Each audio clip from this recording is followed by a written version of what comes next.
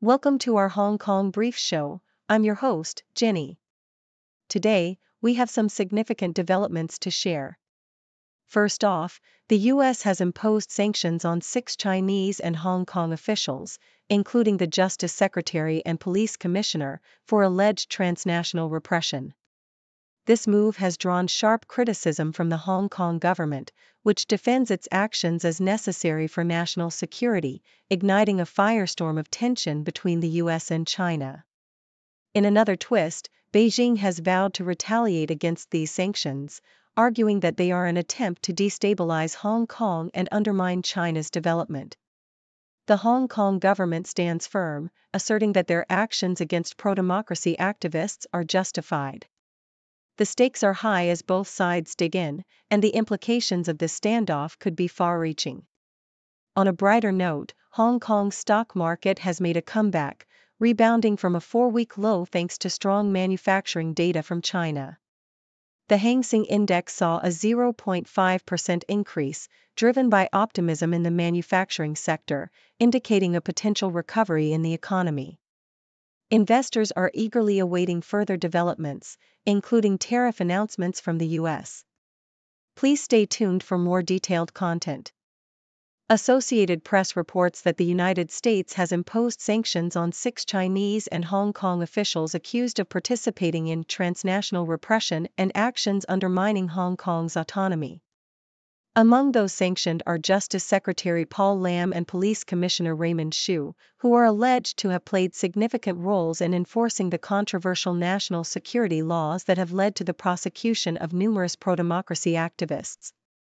The U.S. State Department highlighted that these officials were involved in the coercion and harassment of activists who fled overseas, including U.S. citizens. In response, the Hong Kong government condemned the sanctions, asserting that they are an attempt by the U.S. to bully and intimidate, while defending its actions as necessary for national security. In a similar vein, the South China Morning Post elaborates on Beijing's strong condemnation of the U.S. sanctions, with authorities vowing to retaliate. The Chinese Ministry of Foreign Affairs in Hong Kong accused the U.S. of having ulterior motives aimed at destabilizing Hong Kong and suppressing China's growth. The officials sanctioned, including Secretary for Justice Paul Lam and other key figures, were linked to the enforcement of laws that have led to the arrest and prosecution of 19 activists, some of whom are based overseas. The Hong Kong government firmly stated that it will not be intimidated by the U.S. actions and will continue its efforts to uphold national security, reiterating that the absconders mentioned by the U.S. are wanted for legitimate legal reasons, not for exercising free speech. Meanwhile, the South China Morning Post also reported a rebound in Hong Kong stocks following positive manufacturing data from China, indicating a potential economic recovery. The Hang Seng Index rose by 0.5%, buoyed by gains in tech stocks and major companies like Alibaba and Tencent. This increase comes as investors remain cautious yet hopeful about the economic landscape, particularly in light of upcoming reciprocal tariffs that the U.S. plans to announce. The manufacturing sector's expansion, as indicated by the Purchasing Managers' Index, has provided a glimmer of optimism for the market, reflecting the effects of stimulus measures implemented in the previous year.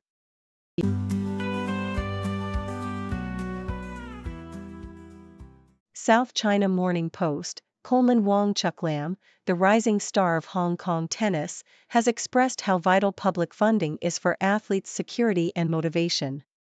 Following his remarkable performance at the Miami Open, where he became the first Hong Konger to win an ATP Masters 1000 match, Wong's hopes were buoyed by the government's decision to maintain tennis's Tier A status at the Hong Kong Sports Institute. This funding, which provides significant financial support for training and competition, is crucial not just for Wong but for aspiring tennis players in the region. He emphasized his commitment to helping others in the sport, acknowledging the challenges athletes face in Hong Kong. With his current ranking at number 170, Wong is eager to continue his journey, motivated by the prospect of sustained funding for the sport. South China Morning Post, in light of recent socio-political and economic challenges, there is a growing belief that education could be the key to Hong Kong's economic revival. The city must embrace significant economic diversification and enhance its international competitiveness in higher education. By collaborating with leading global universities, Hong Kong can become a hub for research and innovation, attracting talent from around the world. This strategy could also lead to the establishment of new institutions and job opportunities, fostering a diverse academic environment. Additionally, the government is urged to improve primary and secondary education, particularly for ethnic minorities, by attracting qualified teachers and creating more accessible international schooling options. By prioritizing education and maintaining autonomy in its institutions, Hong Kong can position itself as a global leader in academia and professional training. The Sydney Morning Herald, the recent sale of C.K. Hutchison's extensive ports business, including 2 significant Panamanian ports, has raised questions about the motivations behind the deal and its implications for global geopolitics. While the sale appears to align with U.S. interests in countering China's influence, it has faced scrutiny from Chinese media, which accuses Hutchison of succumbing to U.S. economic pressure. The deal's potential impact on China's strategic ambitions and the implications for Hutchison's future operations have sparked debate. Li Ka-shing, the founder of Hutchison, faces a critical juncture as he navigates the complexities of international business and geopolitical tensions. The substantial cash influx from the sale could aid Hutchison's investments elsewhere, but the broader implications for Hong Kong's status as a financial hub and the relationship between private enterprises and the state remain uncertain.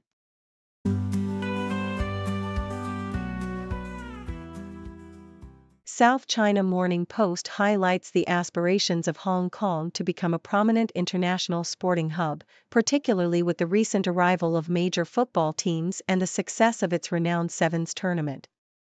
The article proposes 5 major sporting events that could enhance the city's profile, including hosting the NFL, which could bring significant economic benefits as seen in other international venues. Additionally, the potential of Kai Tak Sports Park to host world-class athletics events, like the Grand Slam track competition initiated by Olympic champion Michael Johnson, is emphasized as a way to inspire local youth and develop talent in athletics. The allure of the America's Cup, with its breathtaking backdrop of Hong Kong's skyline, is also suggested, alongside the excitement of rugby tournaments like the Bledisloe Cup, which have previously captivated local fans. In another piece, South China Morning Post examines the troubling trend of cinema closures in Hong Kong despite the success of local films that grossed over 100 million Hong Kong dollars. The article reveals that the number of cinema seats has drastically decreased from over 125,000 in 1994 to under 40,000 today, largely due to the pandemic's impact and the rise of streaming platforms like Netflix and Disney+. The financial strain on cinemas is compounded by high operational costs, leading to the closure of several venues, including the notable UA chain. While some successful films have brought audiences back, industry experts warn that the overall revenue remains insufficient for profitability, highlighting a significant shift in consumer behavior towards home viewing and the challenges faced by local filmmakers in revitalizing the cinema experience. Lastly, South China Morning Post reports on the latest military drills conducted by the People's Liberation Army around Taiwan, signaling Beijing's stern warning to what it perceives as separatist movements on the island. The exercises, which involved air, land, and naval forces, aim to demonstrate combat readiness and test the PLA's operational capabilities in a multi-directional approach.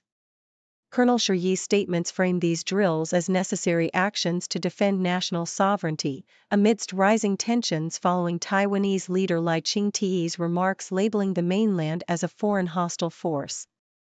The article notes that these military maneuvers are part of a broader strategy by Beijing to assert its claims over Taiwan, while also reflecting the ongoing geopolitical complexities in the region, particularly regarding U.S. support for Taiwan's defense.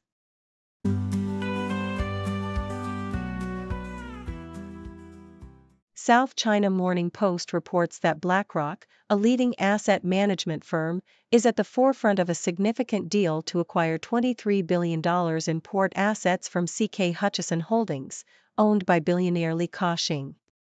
The firm has approximately $15.5 billion invested in Chinese stocks, primarily in technology and financial sectors, through various China-focused funds.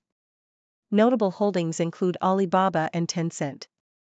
The deal has sparked controversy, prompting an antitrust investigation from Beijing, especially in the context of rising tensions between the US and China, with President Trump expressing support for the sale. Despite the challenges, BlackRock remains cautiously optimistic about the potential of Chinese stocks, particularly in light of recent advancements in artificial intelligence.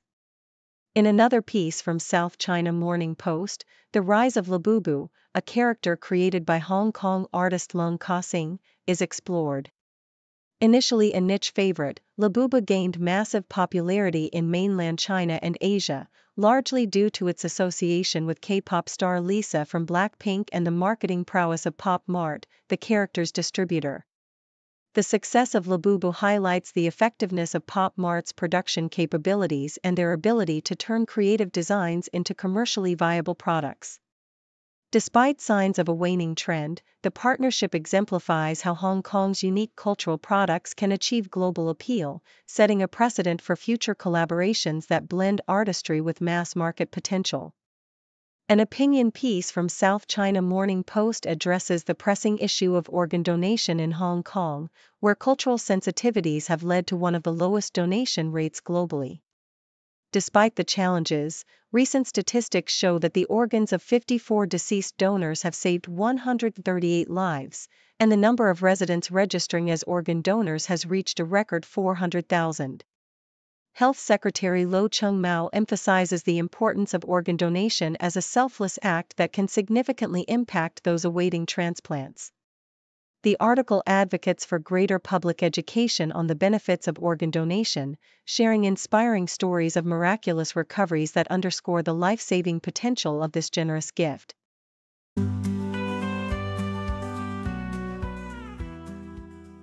South China Morning Post reports that Hong Kong Stadium has made a historic transition by hosting its first Sevens rugby tournament at the newly opened Kai Tak Stadium, marking a significant milestone after 40 years. The event drew over 110,000 fans over 3 days, showcasing world-class rugby that had spectators cheering and groaning with every play. While the atmosphere was electric, the event was marred by logistical issues, particularly with food and drink availability, leading to long queues and frustrated fans.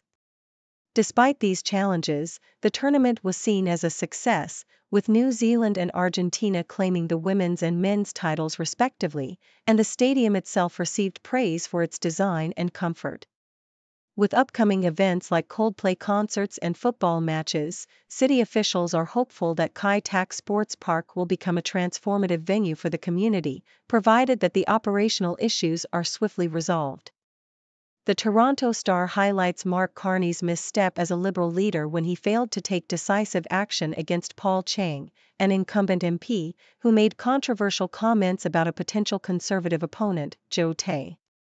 Chang suggested that Tay, a pro-democracy activist, should be turned over to the Chinese government for a financial reward, which sparked outrage and raised serious questions about his judgment and the party's commitment to national security.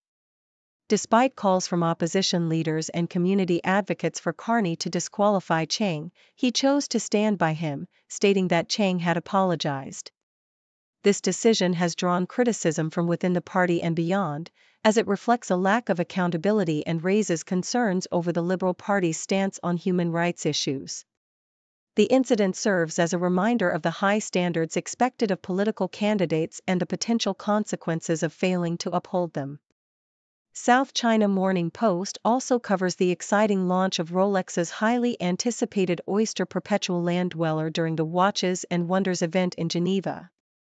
This new timepiece is packed with innovative features, including 32 new patents, making it a standout in the luxury watch market. The Land Dweller is available in both Platinum and Eve Rose Gold versions, showcasing a sleek design with an integrated flat Jubilee bracelet and a honeycomb pattern dial.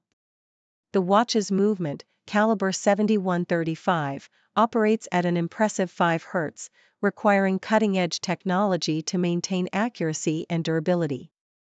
The luxurious details, such as trapeze-cut diamonds and a refined bezel, highlight Rolex's commitment to craftsmanship and innovation. As the watch industry buzzes about this release, the Land Dweller is poised to set a new standard for future Rolex models, demonstrating the brand's ongoing evolution in horology.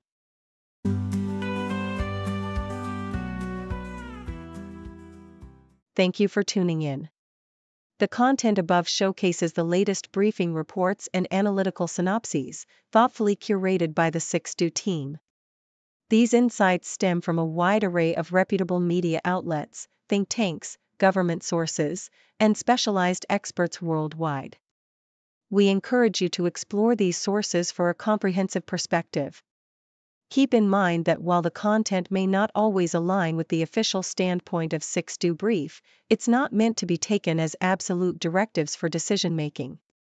Comprising seasoned media professionals, learned scholars, and accomplished scientists, the 6Do team embodies a trailblazing, fully independent media entity. To customize 6Do Brief to meet your professional needs, you have the option to subscribe to a diverse array of briefings on our website, 6dobrief.com. Regardless of your location, you can conveniently receive 6Do Brief via email.